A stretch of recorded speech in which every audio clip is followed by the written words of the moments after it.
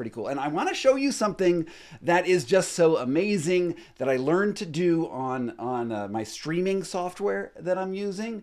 And it's this. Watch this. Watch this. Boom! I can show you a window within a window.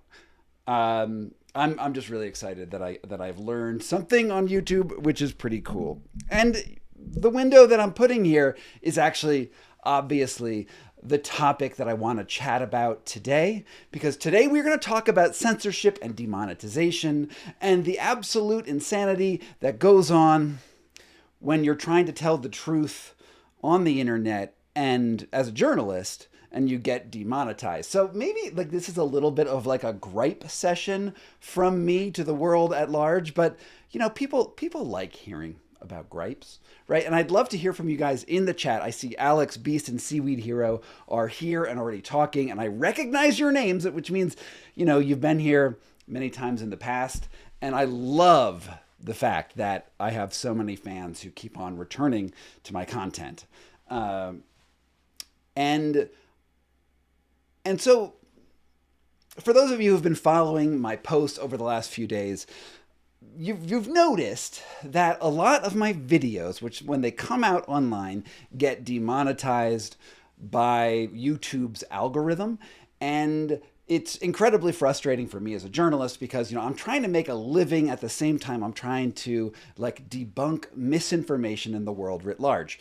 And recently I put this video about Joe Rogan's, you know,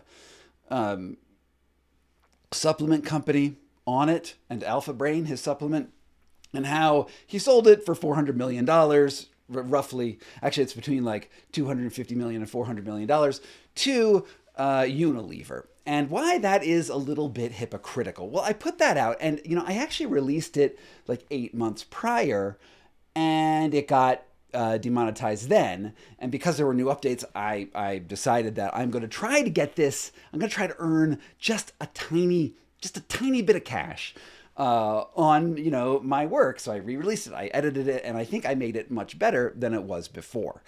And then I put it out in the world, and boom, you know, YouTube demonetized it. So I was actually, you know, I put things out, and I was in actually a really good mood because the video was doing pretty well.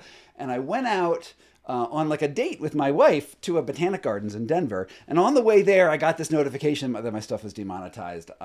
And that made me very sad. It sort of ruined my day. And so we were at the Botanic Gardens. I put out my laptop, and after seeing some flowers, I like dashed out this newsletter, which you see next to me right here. I'm in reverse. That's funny. You see next to me right here, and it's about YouTube censorship problem. And that is what we're going to talk about today.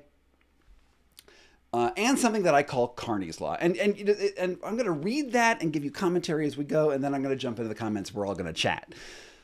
So I started off with this, the BS asymmetry, you know, comic. And, you know, in 2013, an Italian programmer named Antonio Brandolini said that, you know, introduced this concept, which is called Brandolini's Law. And it goes like this: the considerable effort in debunking misinformation is an order of magnitude greater than the relative ease of creating it in the first place. And, you know, we journalists and science communicators have lived and breathed this law, you know, for at least 12 years, you know, since he came up with it, but actually a lot longer. And it's just a fact because in the age of health grifting, and sort of the misinformation of the current administration in America, there are just so many lies, and you can just keep on saying lies, and that's very easy to do because a lie is just, it comes from your head. Whereas the effort in debunking it and trying to fact check, even if it's just a Google search, is much, much harder. And every journalist out there, I am hardly the only one, is very frustrated with this very real situation. However, the reason why I put this newsletter together is because I think it's actually so much worse than the personal effort that any one journalist puts in to fixing something, because it's not only the personal effort to debunk information, to search it out and think about things and figure out what exactly the truth is. There's actually institutional incentives to make it harder to even distribute information on the internet which corrects the record. Not only that, but the companies behind it don't only make it harder for the algorithm to reach the viewers that were first reached by the lie, but they also make it so that you can't even earn money doing it. And can you imagine that all of these people who want the truth to get out there and have to spend time on it are unable to earn cash? And that's what this is about today. This is what I'm kind of complaining about. Okay, so like 12 years after Brandolini's law, we are in this situation, and I'm updating the law to Carney's law, because I get to name something in my life. I get to do it. This is Carney's law. And it goes like this: the amount of institutional and algorithmic headwind working against spreading the truth makes telling the truth an order of magnitude less profitable and effective than spreading lies in the first place. You see how this is one step more intense than even Brandolini's law was in the first place. As you're watching my YouTube channel right now. It is small. I have 118,000 followers, and I have sort of like moved into this hyper niche of debunking wellness grifters, picking apart bad science and looking at criminal records and hypocrisy and lies. And I'm targeting some of the most powerful influencers and companies in the world. And they often have unlimited legal budgets. And, I think I get threatened with about one lawsuit every month, or maybe if it's a good time period, it's like once every 2 months. And with AG1, they hired the most expensive lawyer in America to go after me. It was the law firm that got like an almost $1 billion judgment against Fox News for all of its allegations against the voting machine company, which is skipping my mind at the moment. They hired them to shut me up, and I fought back. And I won. And I've gotten probably about 4 other threats in the last, since that video came out. It's a logistically very difficult thing for me to deal with. I also get death threats. A few of them, like most are not credible. Most are like, I'm going to kill you. And who cares about those? But sometimes those death threats are credible, in the sense when I'm an investigative journalist, so I look people up. Someone goes after me, I'm like, who are you really? And I'm looking up criminal records and other things like that. And it probably 3 or 4 times in my career, I've had people who are serious, like people who are armed and have been convicted of assaults and murders. Actually, one guy was convicted of murder after he threatened me. That was super creepy. A guy in Arizona. Sturkison was his last name. This job is dangerous occasionally. Okay, but, because I am not like a health grifter, and I don't sell pseudoscientific products that are the mainstay of the people that I am debunking. Like, you don't see an AG1 video right now. Although, actually, now that I've mentioned it, those people who are watching this on recording, I have mentioned athletic greens. I wonder if the ad segment that comes in here will be for athletic greens. Tell me in the comments, because it would be hilarious if that was true. But since I don't sell athletic greens and get like the $76 every time they do it, I think maybe it's $40, something like that. You support me, like you viewer support me either by just watching me yap, or through Substack. And yeah, I'm reading a Substack newsletter right here. The reversal is really weird. This is my Substack newsletter, and I'd love you to subscribe for free, because it helps you survive. Okay. To break even, and a lot of you have subscribed. It's amazing. Thank you. Thank you so much, because it like truly means the world to me. But to break even, let's just talk nuts and bolts. As a journalist here on YouTube or on the world, like I need to make about $5,000 a month. That's my mortgage. That's my grocery bills. That's like nothing, like occasionally a little bit of equipment. I'm talking to you in a teleprompter. have a fancy microphone. Like, this stuff costs money. And it like roughly $5,000 a month is what I need to bring in to survive. And after Substack, so to get to that number, that number of 5K, that's about 750 paid subscribers on Substack. It's $8 a month, or 1.5 million views on YouTube. I think, like, looking at concurrent viewers right now, I have 59 viewers in my live stream. I get paid $4.50 for every 1,000 viewers. Your eyeballs are worth like one tenth of a penny to my wallet, which is like, it's absurd that human attention and engagement and the thought and the time that you and I put into this is worth so little. But those are just the facts. But if I can go viral, it all works out.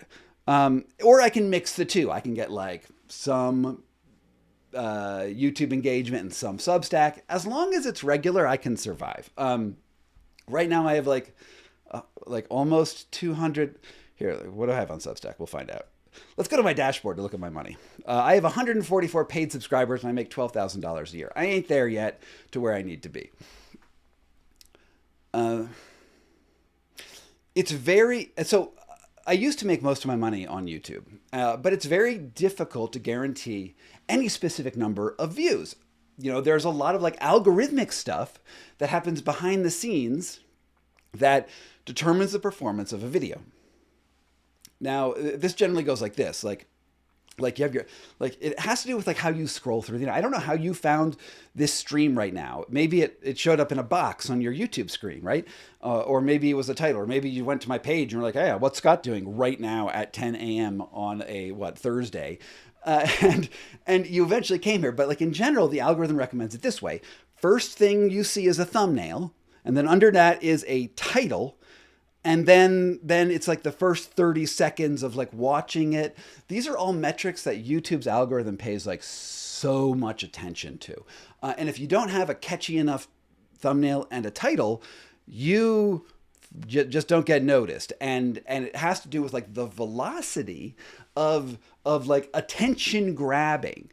And I have to compete, like me, not only me, but any journalist, anyone in the fact-based world has to compete in that ecosystem because there is no other ecosystem in which to participate if you want to get attention on YouTube. It's not like there's like here's the credible journalist tab that you click so that you're getting quality stuff. No, I'm up against Mr. Beast. Like I am up against people like cliff diving. I'm up against the supplement grifter. I'm up against Huberman. We're all playing in like the same field, and it's not fundamentally fair. And I give two examples of like titles. Just consider this problem of the trying to compete fairly in the attention economy.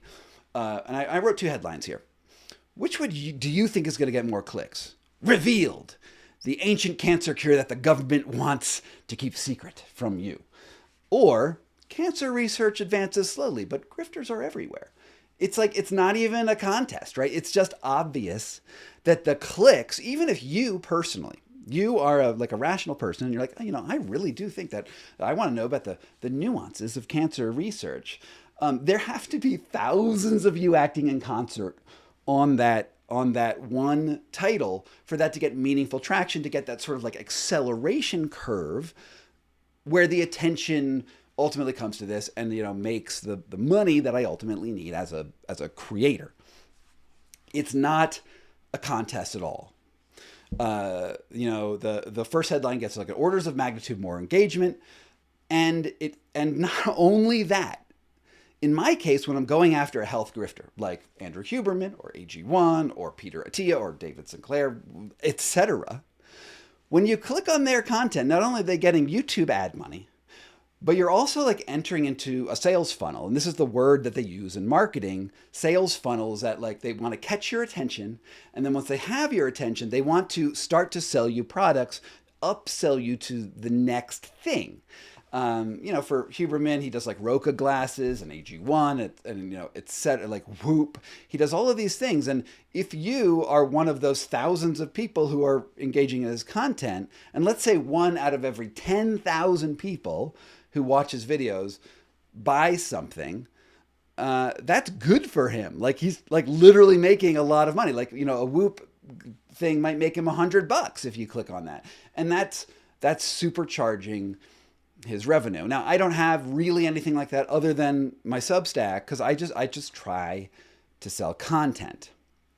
I just try to sell this to you because I'm not, you know, I did sell like courses, like very briefly. I sold some courses on like ice bathing. I was like, this feels like a little slimy to me, like a little bit of a conflict of interest. So I actually stopped that whole revenue stream because I want to be able to be honest with my audience. I don't want to have that thing where like, oh, I need to sell more ice baths. Like if I did an ice bath video, then I would get more content and maybe I'd make some money selling ice baths. I never did that. I don't do that anymore. I did that for like 2 months. And I felt weird. So I left. The grifters just triple down on that stuff. So not only do they get better engagement because they're making things up, they also will get you into their supplement sales funnels. Okay, but it gets worse. It gets worse in here. And here's where like Carney's loss starts to come in. Occasionally, these My Grifter videos like occasionally break through and gain traction. You know, I have this playlist. It's the liars, cheaters, and charlatans of the Griftoverse. And a few, like maybe like 5 of those videos have like legitimately taken off. One of them has like 1.5 million views, and a bunch of them have like 250,000 views. And then some more have like 100,000 views. And then there's a bunch that like just sort of like didn't do too well. But occasionally like these videos do. I like somehow like get the thumbnail just right. Like I clickbait a little bit and I juke the title like a little bit. And I've competed successfully against the Huberman, you know, world. Usually, and you're not gonna be shocked by this, if I use a picture of a grifter in the title or the thumbnail, people are like, oh, I love grifters. And then they see the photo of like Joe Rogan. Joe Rogan's great. And then they're like, oh, maybe I'll click on this. Like that does, this is just reality. It does increase the click-through rate, the CTR, on that video. And I'm more likely to get engagement. I don't love that reality, but that is the reality. And now Carney's Law is going to like really just gain so much momentum here. Because in those rare instances where these videos pop. And, you know, again, and remember, I'm spending months on a video sometimes. Like sometimes these videos literally take months. One video took me 9 months to put together. Then what can happen, and what actually like frequently does happen, is YouTube, the algorithm itself demonetizes it. They demonetize it for like usually violating like a community guideline thing. Like they have this list of like 10 or 15 things. No, maybe it's not that many. Maybe it's like 8 things that they say, you know, if you violate them so bad, you get like these strikes on your channel that they can actually take your channel off. But if you violate them just a little bit, they make it impossible to make money on the video. And this happens to me like all the time. And you know, and just to talk about the mechanics of how that works, you know, essentially you upload a video after you've edited it and you've spent like your time doing it. And then YouTube runs an automated check. Like on every video, it runs an automated check, like with AI reads it, and it will flag it and say, this is limited ads. Like, you know, you can't do it. Or it'll be listed green, like limited ads goes yellow, and then there's green if it's good to go. But that algorithm doesn't always work. Like, so in this video that I put out like 2 days ago, yesterday, the video that I put yesterday, Rogan's big pharma scandal keeps getting weirder, which was actually demonetized because I put it out 8 months ago, but then I re-updated it. And it came out first to my premium subscribers on Substack. Consider Substack, sgcarney.substack.com. The first video got demonetized because of sexual imagery in it. So the video's about Joe Rogan partnering up with Aubrey Marcus and then selling this On It company to Unilever. And I wanted to talk about his partner in crime, On It, I guess it's not technically crime, but partner in on it. His name's Aubrey Marcus, and his background is nuts. Like his parents founded the company Fleshlight, which is like the male masturbation. I wanted to like show you one, but I don't own a fleshlight. So, but it's like a flashlight with like a fake plastic vagina or mouth on it that you use to masturbate. So this is where he got his start as like a dude. And I was like, you got to mention that Aubrey Marcus has this like background, because he went from that background to starting a supplement company, and that's griftery and weird. And so I put that in, and I put like a little clip from a Fleshlight ad that was actually just on YouTube. Like I just went to Fleshlight's YouTube channel and I just downloaded the video and I put it in my video, and then YouTube said that imagery that they already are using was essentially pornography. Like people are going to be getting like 3/4 of the way through my video, and then they're going to see like these like 10 seconds of clip, and I guess they're going to masturbate because of that, and then they they demonetized my video. Okay, I knew that this was an issue, and because they when you get demonetized, you have the ability to appeal, and the appeal, they sometimes will give you a reason. So I re-edited the video. I took that out, blurred some stuff. Maybe you saw the video. Anyway, and then after you launch, so when you launch a video. Remember, we have the thumbnail, the title, and then the early retention on that video. Well, all of those metrics are really important to see if you can get that viral curve that will get me to like the 1.5 million that I need to make my money. If they limit it before you launch, you have that ability to go in and edit the video. And editing the video, then I can like, oh yeah, okay, you want me to take out the Fleshlight photo? Fine, I'll take it out. But once you've launched it, there's no way in the back end to fix or re-upload new video. You have to like get a new URL for it, and because that you have to hit that curve correctly. If I relaunch the video, I take it down because I want to earn money, and I put it back up, fewer people are going to come in because it's going to serve the new video to the people who watched the last video. And why would they want to watch it a second time if they've already watched it once? And then YouTube doesn't connect all of the data, and then your second launch flops. And so I got this message yesterday on the way to on the date with my wife, and it was limited, and I was like, shit. I was pretty worried. And let me show you what I think it was up for 5 hours. That looked like 5 hours before it launched. And this video was doing super, like for my channel, super good. For like Hank Green, this would be a total flop. But for me, this was like a good thing. You can see here, can you see my mouse thing? Does it come?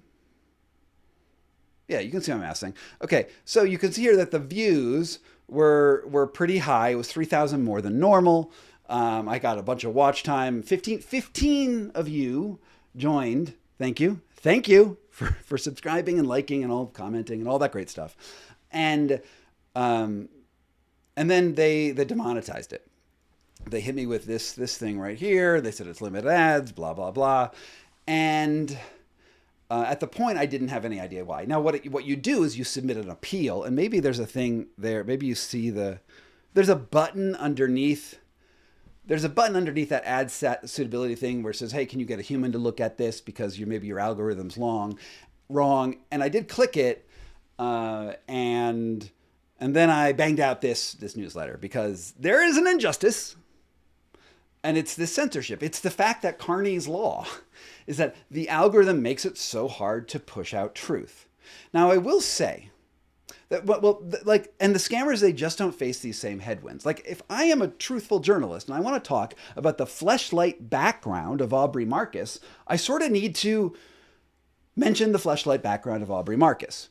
In the same way, there's also these other things that the other community guidelines that get struck down all the time. Like I did this other video about Vladimir Zelensky and Trump when they were talking and like what their conversation was about.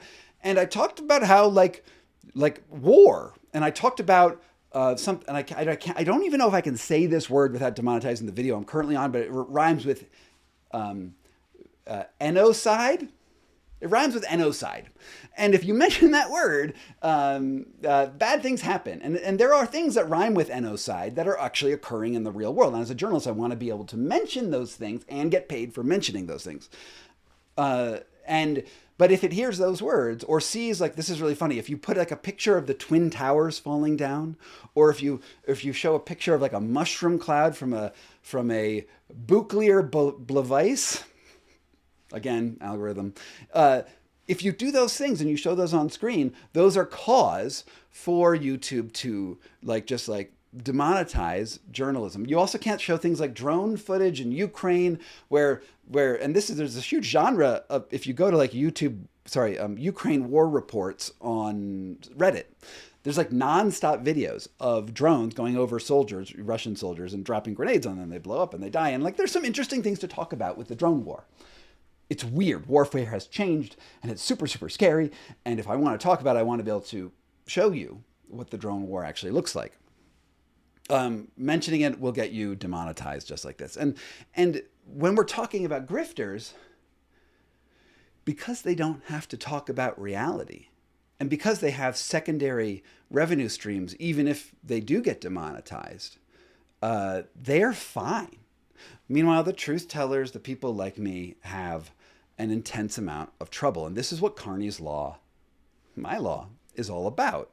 The unfortunate reality of the new media environment is that the people who started out in the mainstream media, who are trained journalists, who know what they're doing, these platforms made our careers with the mainstream media obsolete. So we all came over here. And yeah, there are problems with the mainstream media. I get it. I've done videos after video about the mainstream media problems. Yes, absolutely, it's a problem. However, when you can only do independent media, you want a fair playing field. Like if I come onto this platform and I play your stupid algorithmic game that makes me fight Mr. Beast to get attention, I just want to be able to do my job and get it up without having my career ruined. And it's not just me. It's all of the journalists who are out there. I was talking with Joe Scott, like a year and a half ago, and also with Dr. Mike. Like, there's words they can't say, and if they say them, that's not fact based. The facts that they're putting out make their career obsolete, and so this is so much worse than Brandolini's law. Because Brandolini is just talking about the effort that goes into it.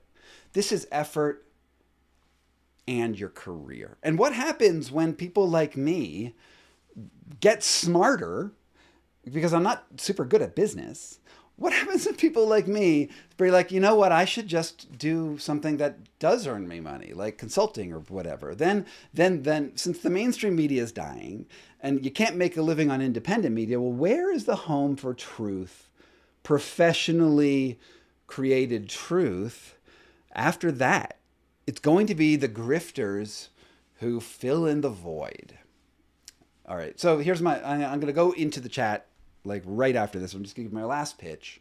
A lot of you are already subscribed on various platforms to me. So a lot of you pay me money, and you guys are awesome for doing that. If you would consider joining my Substack, you get newsletters like these when I get really pissed off, and you can also get early access to my videos. And I'm thinking about like making like a Discord, maybe a Discord, to like combine all my premium people from all the various platforms to like just be there. If you're interested in all that, just consider signing up. Also, you can also get the free version of my newsletter just in case I get like ultimately kicked off of this platform. And then, I'll tell you where I am next. I don't know, maybe I'm on Rumble. No, I can't do Rumble. I can't do Rumble. I will be somewhere. I promise you I'll be somewhere. Okay, let's go into, oh my God, the chat here has been on fire. It's been on fire. I'm going to go up to the beginning and look at some comments. after I take a sip of my Earl Grey tea. Um, Seaweed Hero says YouTube's got 99 problems, but I ain't one. I think that's a song. I think that's a song, man. People are he's coming in from Canada. Thank you, Beast. Pick is coming in from Latvia. Pick. I just want to say, I love Latvia. Latvia is such a great country. I was in Riga when I was writing my book, The Wedge. This book, I actually did like some sauna stuff in Riga, and Riga's fucking fantastic.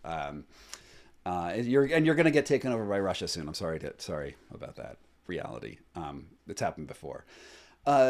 Sailor Moon says that we need a second platform other than YouTube, because YouTube's like an issue. And like, this is an interesting point. And a lot of people have written this in the comments.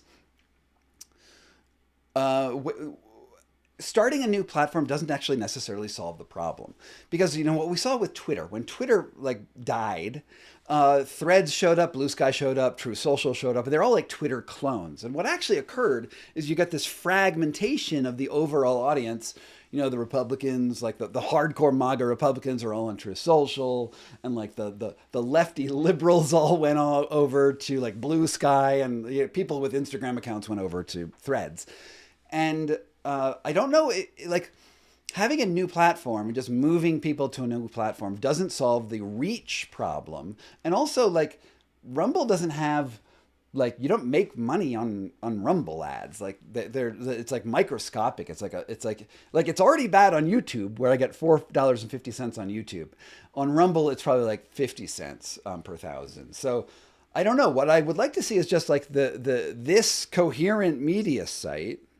What if it just got better, right? What if they just made it better and like had some algorithm to be like, oh no, we actually should promote these sorts of people, like like, you know, at one point old Twitter had like a verified handle. Like, we're going to verify this account because this account was somehow important. And I don't know how to do this fairly, but it's like an idea, because there's already like a credit score that all YouTube channels get. It's not just on those metrics that I mentioned, the title, the thumbnail, and other things, but it's also, it rates engagement over the life of the channel.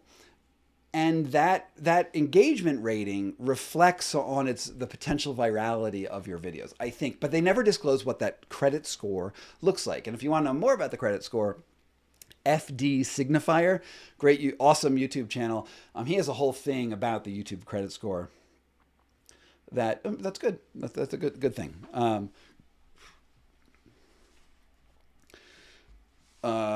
Beast talks about TikTok, how it's an absolute outrage over there too. Chris Corral talks about Cory Doctorow and the enshittification of the internet, which is something that I talk about, which I just borrowed Cory's stuff. But yeah, the internet gets shittier and shittier and shittier. And I do think that YouTube is actually getting less shitty than other places. And I don't know if I mentioned this.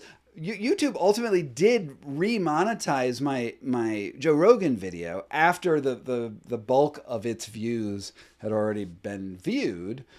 So they're at least YouTube's trying. Like, I don't think they're all horrible people over at YouTube, but they're trying. They actually do have a system to appeal, but it's still very opaque. It's not a very fair system. It does exist. Sailor Moon saying he or she, actually, I don't know, gets threats all the time as well, referencing the death threats that I've gotten. Google just lost part of a student account says Google just lost part of a lawsuit about dominating the advertising market. To my knowledge, that didn't actually happen. I think they have a lawsuit filed against them, to like an antitrust lawsuit, to break them up, which would be pretty cool, because we need we need something broken up a little bit.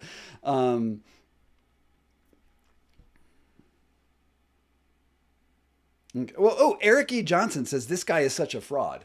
I think he's talking about me, that I'm a fraud. Eric E. Johnson, why do you think I'm a fraud? As in not at all. Why, Eric E. Johnson? Why do you think I'm not a journalist? Like, have I not had a 25-year career as an investigative journalist? Have I not written for the top magazines in America? Was I not a contributing editor at Wired? Did I contribute to NPR? Did I not write 6 books, including books on genocide? Was I not a foreign correspondent? What is it that does not make me a journalist? Because I'm incredibly curious what a journalist is if I'm not one. Anyone have an idea why I'm not a journalist? Okay, well, Kenan says that Eric Yuan is not a critic, which is true. He's just a YouTube commenter.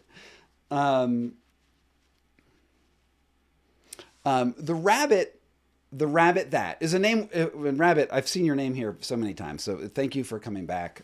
He says, would it be bad if I borrowed the Wedge from the library because he doesn't have money to read the Wedge? And no, go support your local library. I mean, honestly, if you bought the Wedge, I think I make $7 if you buy the Wedge. That's what happens. And my other books, I make about $4 if you buy them, and that has to do with royalty rates and sort of boring stuff. But libraries buy my books. And in fact, when a library buys a book, they pay extra. I think it's like if the book is like 17 or 20 bucks here, the library pays like $50 so that more people can buy and the authors get more money. So please support your local libraries and read my books there. And honestly, I make so little money on royalties that in general, I just want people to engage with my stuff and get these ideas out and then tell some friends about it. And like maybe eventually somehow more books will be sold and I'll survive. Okay. So let me see. So I'll just go back to Eric E. Johnson. I think this is the last time I'll reference him, but he's a hater. And so some people hate watch me, and the haters want to get me to respond to them in the comments and whatever. Anyway, he says that I misrepresent facts and then double down on them. Yeah, I mean, I make errors. I regularly make errors, and I also regularly issue retractions and corrections to my errors, either in the pinned comments below my videos or in entire videos where I talk about my errors and disclose them. I don't like deliberately misrepresent facts. Everyone makes errors. In fact, the way you can see if a journalist is credible is the rate at which they issue corrections. So yeah, I am not infallible. I get things wrong. And I try to correct the record. And oftentimes, though, people who critique me have a worldview where they believe that their impression of a figure, like let's say Huberman or Wim Hof, this guy might be a Wim Hof guy, I don't know, that Wim Hof, they think that they know everything about him, and they have a great feeling, like an internal feeling about Hof or Huberman or whatever, that because they've gotten some legitimate benefits from those people. And then when they see something about that person which makes them feel less good, then they assume that I'm making up facts. But in most of these cases, I've spent months doing this, and I show the documentation of issues on screen. Like, I can't tell you how many people, when we talk about, like, does Wim Hof ever teach hyperventilation in water? And I show a video of Wim hyperventilating in water, and then he's sometimes even saying, hey, I'm hyperventilating in water, and this is my method. They just like black out. I think that like maybe their brain shuts down and they just physically can't see it. Like maybe they go blind and deaf at the same time, like those monkeys. And it's so hard to explain, but I think that people have this ability just to ignore facts. And I do my best. I mean, I also, I'm sure, have these blind spots that come up, but I don't intentionally ignore facts. I attempt to overcome my biases, which certainly exist. Okay, so that's the last time I'm talking about that dude. Oh, he's just gotten so many more comments, and he might be the only person talking in the chat. So I think that's all I have to say for today. I so appreciate well, maybe I'll change my scene so you can see my whole body. Hold on. Hold on. I want to show you that I know how to use my brand new thing. Scene. Boom. Here I am in the middle. Boom. Thank you so much. Like, honestly, thank you so much for listening to my work and engaging with it. So many of you care about truth.